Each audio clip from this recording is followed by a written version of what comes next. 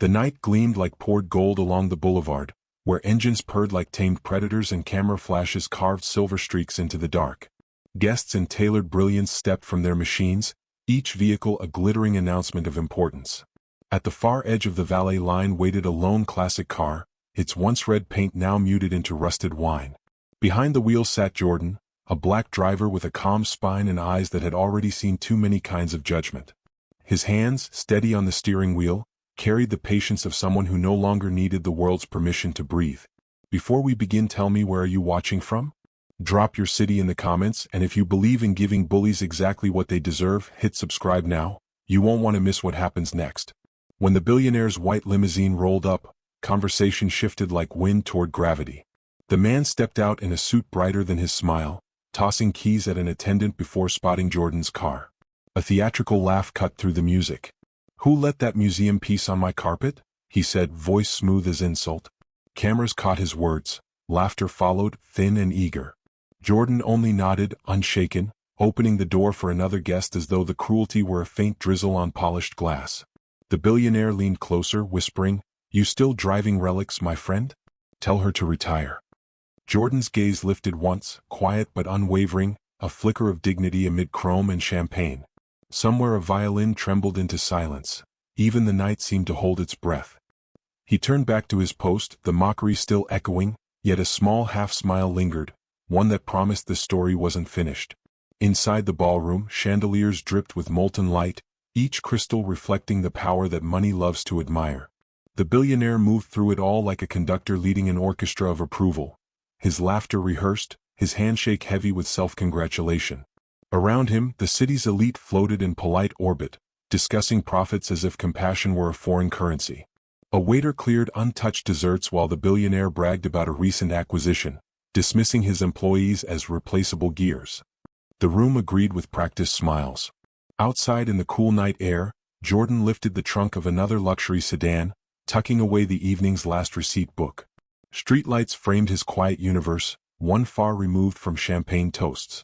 In a corner pocket rested a worn leather notebook. From it, neat sketches peeked out, curved chassis designs, bold engine diagrams traced with dreamlike precision. He paused, thumb brushing a corner smudged by graphite and years. The sounds from the ballroom were muffled now, distant thunder behind glass. When Jordan finally counted his modest tips beneath a flickering awning, a car horn echoed from the valet circle. He looked up to see the billionaire gesturing grandly through the window, another toast raised to himself. Jordan smiled faintly, almost amused. The gulf between them wasn't in wealth but in wonder. One man hoarded admiration. The other quietly built something enduring inside thought and patience. The night closed on that silent equation. Two worlds, same city, divided by the price of empathy. The apartment was small enough for silence to reach every corner. A single desk lamp painted a warm circle of light across a cluttered table, catching the edges of coffee stains, wrenches, and yellowed papers. Jordan set his cap beside a framed certificate. The lettering faded, yet still proud. Mechanical Engineering, Class of 1998. Beneath it, photos showed him younger, smiling beside gleaming prototypes that once promised a bright future. His fingertips grazed the glass as if tracing a road that ended too soon. A whisper of memory opened behind his eyes. The hum of engines, the sharp scent of oil, applause from a trade show crowd, then boardroom voices slicing through it all. A contract unsigned, an invention claimed by others, a decision made by men who saw color before capability.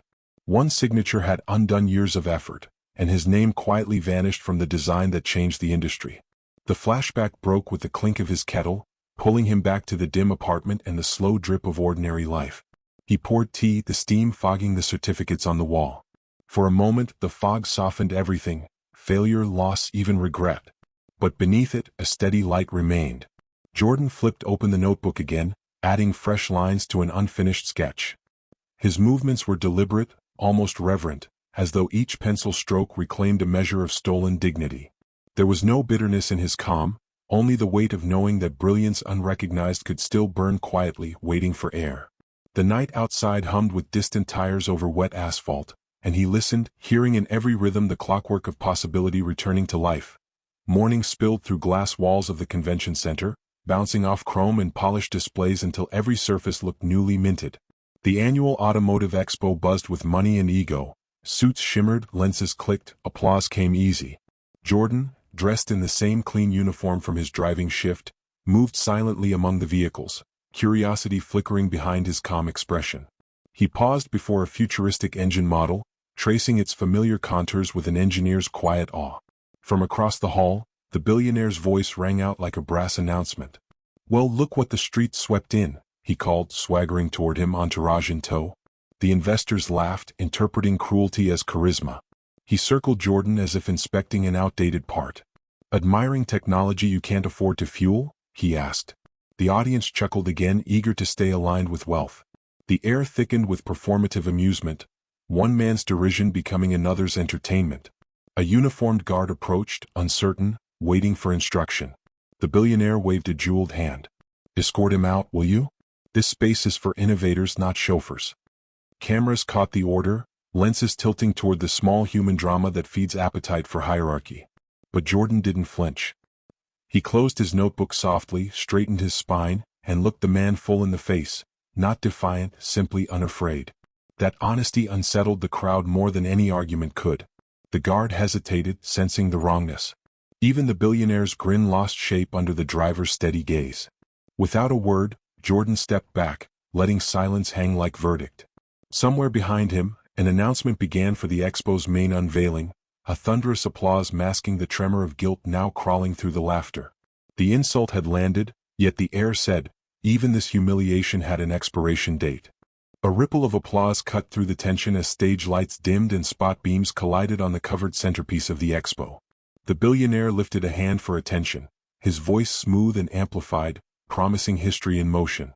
"Behold," he declared, tugging the satin cloth away to reveal the gleaming prototype engine, sleek, sculpted, the crown jewel of his presentation.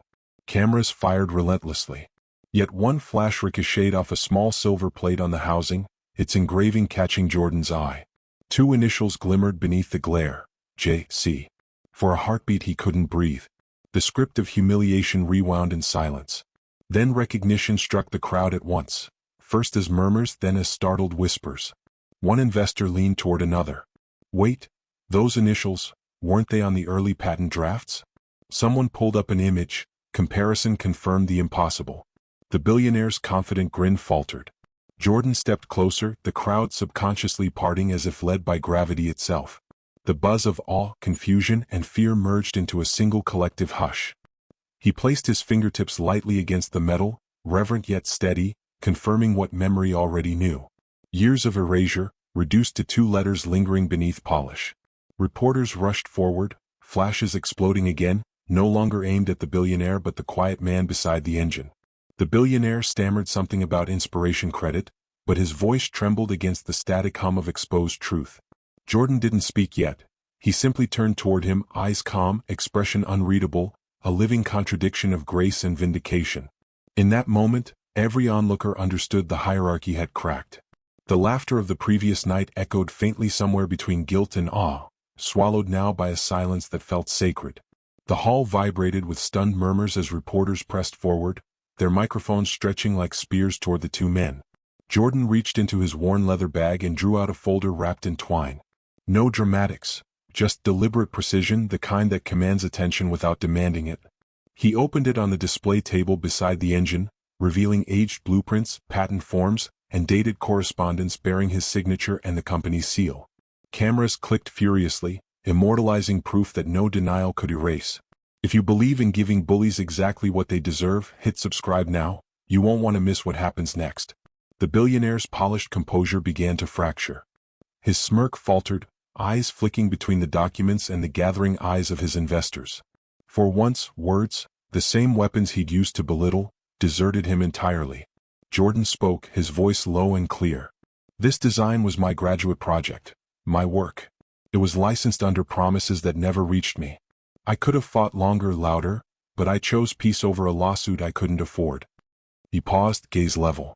Peace can wait decades. Truth never dies that long.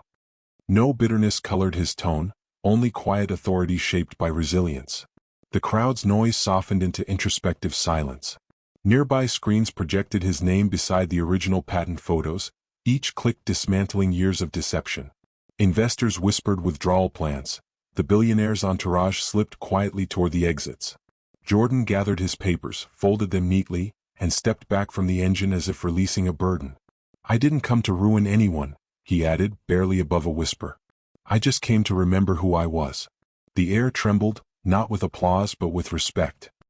He turned away with a composure that made arrogance look small, leaving the billionaire in the glare of truth's steady light. When the crowd began to exhale again, the billionaire straightened his cufflinks, reflex more than pride. A PR manager rushed over with a check already written, zeros stretched like scaffolding for guilt. The billionaire lifted it toward Jordan, voice lowering into a performance of remorse. "Take this as an acknowledgement, and let's keep things dignified," he said, projecting courtesy while hiding calculation. The cameras leaned in, hungry for reconciliation as spectacle. Jordan studied the check without touching it. The ink shimmered under the stage lights, numbers outrageous enough to rewrite any ordinary life. Yet his expression didn't change. The billionaire tried another tactic, promising an apology statement, new partnership, even a plaque with Jordan's name. Each offer rang with the metallic clink of transaction, not truth. Around them the audience waited, some for mercy, some for a show. Finally Jordan stepped closer, meeting the man's eyes with an ease that disarmed pretense. "You keep your money," he said softly, setting the check back on the podium as though returning something that never belonged to him. Respect was always the cheaper price. The words landed with such quiet force that even the distant machinery hushed. A few investors lowered their cameras. One guard crossed his arms, expression unreadable but reverent. The billionaire's face drained of color while murmurs rose like wind carrying a verdict. For the first time, people weren't gazing at wealth, they were watching character. Jordan turned away the way truth always leaves, without permission, without noise, powerful because it doesn't need proof. The evening sun settled low, washing Jordan's small garage in a mellow amber glow.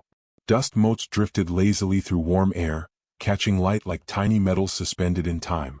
His tools lay exactly where they always had, lined with quiet discipline. Nothing extravagant, just honest. The old car waited in the center, its engine still carrying the heartbeat of his first invention. Jordan ran a cloth across the hood, the gesture half ritual, half gratitude. Where once the paint dulled into anonymity, a new emblem now gleamed, his initials etched cleanly into metal, no longer hidden in someone else's shadow. He traced the letters with quiet reverence. They didn't glitter with pride but glowed with belonging. Music from a nearby radio hummed softly through static, some unhurried melody that seemed to breathe with contentment. Jordan opened the driver's door and eased into the seat. The leather sighed beneath him, familiar, forgiving. In the rearview mirror, his reflection met his eyes, older perhaps but lighter. The mirror captured not success or wealth, but serenity earned the long way. He turned the key once. The engine responded in a low, perfect hum, like two old friends agreeing that everything had unfolded as it should. For the first time in years, Jordan didn't think of what had been taken, or what had been returned. The car idled beneath the gentle rhythm of his own peace, and the world outside seemed to pause, listening to the sound of a man who finally needed nothing. Time softened the scandal into something more useful, a parable. Months later, news outlets shifted from outrage to reflection, calling it the rust-proof story. Jordan's new foundation filled headlines, not with drama but with purpose. Within its small, sunlit workshop, teenagers in oversized goggles tinkered with salvaged engines, learning how to turn broken into possible. Their laughter became the soundtrack of redemption. Across town, another story unfolded quietly. The billionaire, thinner and quieter now, arrived at the foundation's open house carrying a plain envelope instead of fanfare. Cameras caught him offering a scholarship check to fund new projects. This time, his eyes didn't chase the lenses. He shook Jordan's hand with hesitation that turned slowly into sincerity. No grand speeches, no headlines required, just one man acknowledging another's worth where arrogance once stood. The narration folds around the moment like light around metal. Steel bends, paint fades, fortunes shift, but dignity endures without polish. In a montage, we see Jordan guiding a student's hand across a blueprint, the billionaire standing back, watching the scene as though studying what wealth had failed to buy. Forgiveness, it turns out, is not the absence of memory but the decision to let it rest in peace. The final image breathes open sky. Jordan's restored car rolls down a sun-washed road, the engine purring in perfect rhythm, neither loud nor hesitant. Dust rises behind him, glistening like gold fragments in the light. As the frame widens, his silhouette melts into horizon, proof that some victories don't roar, They hum quietly, driving deeper than pride, farther than anger, toward grace itself. If this story reached a quiet place in your heart, pause for a moment, like, comment, and share it with someone who still believes kindness holds power. And if you believe dignity deserves a louder voice in this world, subscribe and walk with us for the next story of grace and redemption.